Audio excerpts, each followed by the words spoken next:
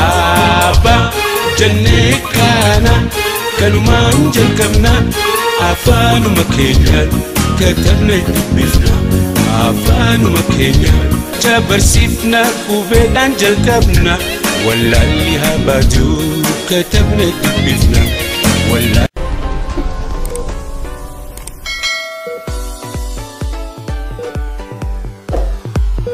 Ashama harka fuuni kabajamtoota hordoftoota keenya akkam fayyaa keessanii nagaadha.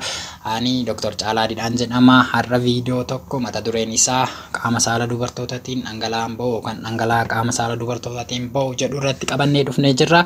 Akka xumura qophii keenyatti wajjin taasiniin jenna. Dhangala'aan qaama saala dubartootaatiin ba'u yeroo baay'ee beekamaa fi yaaddoo dubartoota baay'eeti. Yeroo baay'ee dhangala'aa kanas dubartoonni isa fayya qabeessaa fi isa fayya qabeessa hin taane akka adda baafachuu irratti yeroo dhiphatanii fi yeroo itti rakkatan hedduu nu mudata yookaan hedduu argina jechuudha. Kanaafuu dhangala'aan qaama saala dubartootaatiin ba'u haala garaagaraatiin iddoo garaagaraatti qoodamullee nu garuu har'a iddoo gurguddaa lamatti qonnee wantoota armaan gadii kanarratti hundaa'uudhaan iddoo gurguddoo lamatti qonnee ilaaluu ni dandeenya. Isaanillee hammamtaa dhangala'ichaa, halluu dhangala'ichaa, foolii qabaachuu dhabuu dhangala'ichaa, yeroo dhangala'ichi kun itti uumamu yookaan itti ta'ee fi dhangala'aan kun mallattoolee galaadhaan alatti mallattooleen biroo jiraachuu dhabuu irratti hundaa'uudhaan bakka gurguddoo lamatti qonnaa. Innillee dhangala'aa qaama saala dubartootaatiin ba'u isa fayya qabeessaa fi isa fayya qabeessa hin taane yookaan rakkoon jiraachuu agarsiisu jennee bakka gurguddoo lamatti qonnee ilaalla. Kanaafuu isa jalqabaa wajjin eegallu. Dhangala'aan qaama saala dubartootaatiin ba'u inni fayya qabeessa kan jennu yeroo baay'ee qaama wal hormaata dubartootaa gara gadiitti argaman keessa xannachoonni tokko hin jiru. Xannachoonni kunillee dhangala'aa kana maddisiisuudhaan akka faayidaa garaagaraatiif oolu godhu jechuudha. Dhangala'aan xannachoota kanaan maddu kunillee fayyummaa qaama saala dubartootaa irratti gahee guddaa kan qabatudha. Akkasumas gaarii jiidhinsa qaama saala dubartootaatiif gahee guddaa kan taphatudha jechuudha. Akkasumas infekshinii garaagaraa irraa dubartoota kan eegudha jechuudha. Kanaafuu walumaa galatti dhangala'aan xannachoota qaama saala dubartootaa keessatti argamanii maddu kun dubartootaaf faayidaa kanneen qaba jechuudha. Dhangala'aan kunillee akkuma sila siniin jedhe wantoota ammaan dura siniin jedhe san irratti hundaa'uudhaan yeroo baay'ee dhangala'aan kun hammamtaan isaa xiqqoo irraa kaasee yeroo tokko dabaluu danda'a jechuudha. Keessattuu yeroo itti hanqaaquun ovariidhaan qophoofte yeroo itti gadhiifamtutti akkasumas tibba walqunnamtii saalaa marsaa laguu fi yeroo ulfaa dhangala'aan kunniin hammamtaan isaa baachuu danda'a jechuudha.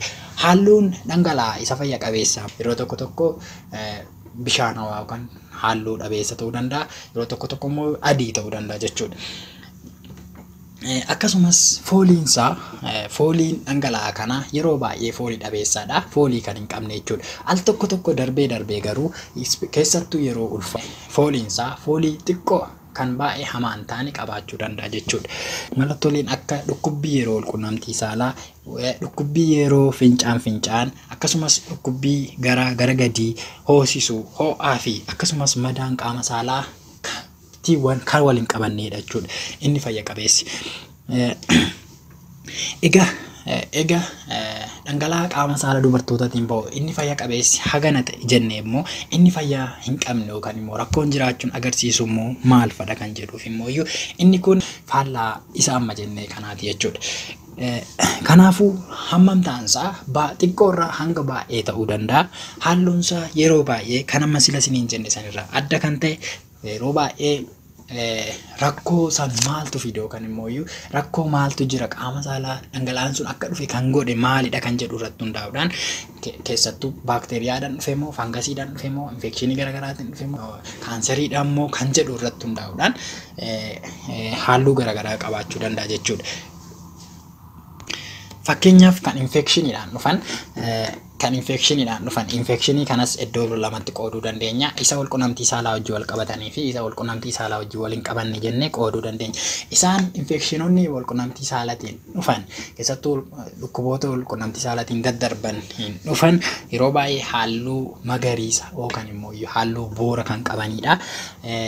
Rakkoon keessattuu baakteeriyoota garaagaraatiin baakteeriyaa dhukkuboota akka gonooriyaa, kilaamiidiyaa akkasumas tirookomaaniyaasis kan jedhaman kunniin baakteeriyaa garaagaraatiin kan dhufan kan walqunnamtii saalatiin daddarban halluu magariisa yookaan immoo boora qaba akka qabaatu gochuu danda'a jechuudha. Dhangala'aan qaama saala dubartootaatiin bahu kun kan walqunnamtii saalaatiin waliin qabanne infekshinii baakteeriyaadhaan dhufu kan sababa asiidummaan qaama saalaa waan hir'ateef dhufu keessattuu wantoonni asiidummaa qaama saalaa hir'isan tokko baakteeriyaa vaajinoosis jedhamuun dhufu immoo gara magaalaatti kan siqatu, dhangala'aa gara magaalaatti kan siqatu yeroo baay'ee yeroo walqunnamtii saalaa duraa fi booda foolii qurxummaa foolii qurxummii kan qabu yoo ta'e kan dhufudha jechuudha. Inni biraa yeroo baay'ee kan yoo dhiiga ta'e halluu diimaa yookaan immoo dhiiga kan makate yoo ta'e yeroo walqunnamtii saalaa goonee egaa ulfaa'uu keenya mirkaneeffannee booda kan dhiigu yoo ta'e akkasumas immoo egaa marsaan laguu dhaabbate yookaan urmii itti marsaan laguu dhaabbatu irra eega geenye menopause isa jennurra geenye dhiigni san booda kan dhiigu yoo ta'e rakkoon jiraachuu nutti agarsiisa jechuudha. Keessatti kaanserii keessoo gadaamessaa ta'uu danda'a waan ta'eef kunniin immoo fayyaa kan hin taane agarsiisa jechuudha. Halluun biraammoo yeroo tokko halluu dhangala'aan kun halluu adii ta'e kan baaduu fakkaatu yookaan haybii fakkaatu qaama saala dubartootaatiin bahuu danda'a jechuudha. Yeroo kana immoo rakkoo infekshinii fangasii keessattuu specifically yeastii ta'uu danda'a jechuudha. Yeroo kana keessattuu namoonni dandeettii dhibee dandamachuu rakkoolee dandeettii dhibee dandamachuu qaban fakkeenyaaf dhukkuba sukkaaraa warroo ni qaban dhukkuba HIV warroo ni qaban yeroo dheeraadhaaf qorichoota dandeettii dhibee dandamachuu qaama gadi buusan kan fayyadaman yommuu ta'e akkasumas qorichoota kaanserii farra kaanserii tokko kan yeroo dheeraadhaaf fayyadaman yommuu ta'e yeroo kana fangasiin kun dhangala'aa adii ta'e kan haybii fakkaatu kan baaduu fakkaatu akka jiraatu gochuu danda'a jechuudha. Dubartoonni rakkoolee kanneen qaban keessattuu qaama saalaa isaaniitiin dhangala'aan kan jiru yoo ta'e qaama saalaatiin dhangala'aan qaama saalaatiin kan bahu yoo ta'e yoom mana yaalaa deemanii doktora haasofsiisuu qabu kan jedhu immoo yookaan marsaa laguu tokko arganii odoo kan itti aanuun argin jidduu irratti kan dhiigni qaama saala isaaniitiin dhiigu yommuu ta'e akkasumas halluun dhangala'aa boora yookaan immoo magariisa yoo ta'e kan foolii hamaa qabu yoo ta'e egaa marsaan laguu dhaabbate yookaan immoo urmii itti marsaan laguu dhaabbatu irra eega gaanii booda waggaa tokko lamaaf marsaa laguu arguu dhiisanii san booda yoo dhiigni qaama saalaatiin kan bahu yommuu ta'e dhangala'aan kun rakkoolee biroo kanneen akka dhukkubbii garaa gadii hoosisuu qaama saalaa isaanii hoosisuu ho'a qaamaa yeroo walqunnamtii saalaa dhukkubbiin jiraachuu fi kan kana fakkaatan akkasumas immoo yeroo walqunnamtii saalaa booda kan dhiigni jiraatu yommuu ta'e ega ulfaanii booda kan dhiigni dhiigu yoo ta'e fi kan kana fakkaatan yoo ta'e hatantamaan gara mana yaalaa deemanii ogeessa fayyaa mariisisuun baay'ee murteessaadha jechuudha. Rakkoo kana isa dhangala'aa rakkoo qabu kan immoo rakkoon jiraachuu agarsiisu kana yeroodhaan mana yaalaa deemnee ogeessa fayyaa mariisisuudhaan hin yaallannu taanaan rakkoolee garaagaraa yookaan xaxaalee garaagaraatiif nu saaxiluu danda'a jechuudha. Rakkoolee kanneen keessaa inni tokko infekshinii qaama ol hormaata gara olii irratti fiduu danda'a. Kunis infekshinii gadaamessaa fi gadaamessa naannoo qaamota gadaamessa cinaa jiran miidhuu danda'a jechuudha. Akkasumas hariiroo walqunnamtii saalaa miidhuu danda'a. Sababa gadaamessa infekshinii gadaamessaa garaagaraa fiduuf hanga dhala dhabuutitti illee fiduu danda'a jechuudha. Akkasumas dhiphinnaa fi yaaddoo garaagaraatiif isin saaxiluu danda'a. Akkasumas rakkoolee yaaddoo fi dhiphinna kan hojii wal qabataniin tokko isin saaxiluu danda'a jechuudha. Akkasumas bahuu ulfaa fi yeroo malee dahuu yookaan yeroo malee daa'imni dhalachuu fi kan kana fakkaataniif saaxiluu danda'a jechuudha yeroo ulfaa yoo ta'e. Kanaafuu yeroodhaan deemanii yaalamuun baay'ee barbaachisaadha. Inni biraa yaalli rakkoo kanaa immoo maali? Egaa mana yaalaa deemnee maal akkamitti yaalama kan jedhu jedhuuf rakkoo yaalli isaa rakkoo kana maaltu fide yookaan dhangala'aan kun akka jiraatu maaltu godhe kan jedhu irratti hundaa'a. Yeroo baay'ee dhangala'aan fayya qabeessi homaa yaala hin barbaachisu ofuma isaatii dhiisa waan ta'eef inni biraa kan baakteeriyaadhaan dhufe yookaan immoo rakkoon kun baakteeriyaa infekshinii baakteeriyaatiin dhufe yoo ta'e fardi baakteeriyaa kennamu hin jira. Kan fangasiidhaan dhufe yoo ta'e immoo farri fangasii waan jiruuf kanaafuu wanti nama dhiphisu hin jiru. Mana yaalaa deemanii ogeessa fayyaa mariisisuudhaan qoricha salphaatti argatanii irraa fayyuun ni danda'ama jechuudha. Garuu yeroo baay'ee wanti isin hundumtuu yaaduu qabdan yeroo baay'ee haati takka dhangala'aa kanaaf mana yaalaa deemtee ofii ishiitii yaalamte taanaan namni ishee wajjin walqunnamtii saalaa godhu hoo yaalamuu baate ammallee rakkoodha jechuudha. Kanaafuu ofii ishiitii yaalamte taanaan hiriyaan ishii ishiin abbaa manaa ishiis haa ta'u walqunnamtii saalaa namni ishee wajjin gootu sun yaalamuu qaba jechuudha. Kanaafuu waan namni ishee wajjin walqunnamtii saalaa gootu sun yaalamuun dirqama jechuudha. Egaa kana jennee akkamitti immoo of gargaaruu danda'a?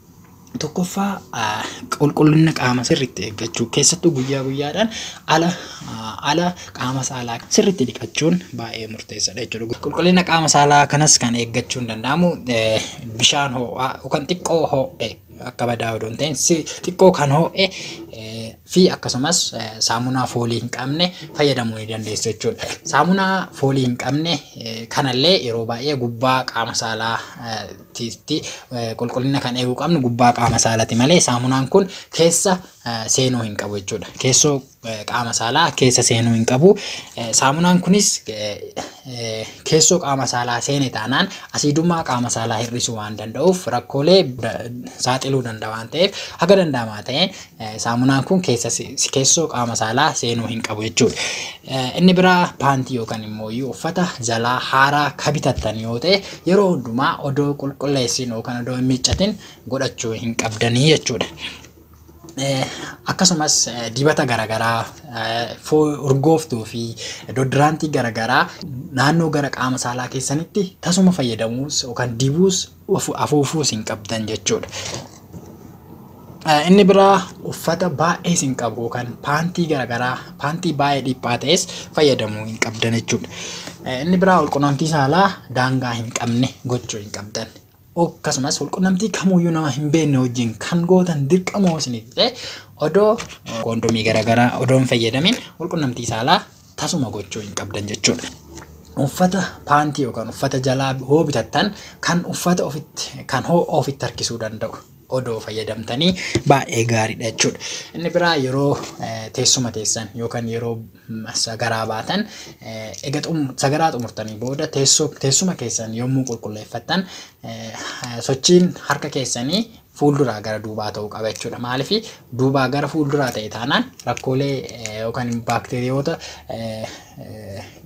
qaama teessumaarra jiran gara qaama saalaatti fidaa jirtu waan ta'eef kunis sirrii miti gara duubatti gochuu ni dandeessu jechuudha. Akkasumas wantoota dandeettii dhibee dandamachuu qaama keenyaa dabalan tokko fayyadamuunis faayidaa guddaa qaba. Har'aaf kan qabanne isinii dhiyaanne kanuma waan haga ammaatitti obsaan waliin turtaniif guddaa nu galatoomaa isiniin jenna. Peejii keenya Fayyaa FB'dhaan like follow godhaa. YouTube keenya Fayyaa FB'dhaan immoo subscribe share godhaa isiniin jenna. Waan dhaggeeffattaniif guddaa galatoomaa. Fayyaa ta'aa fayyaa uummata keenya.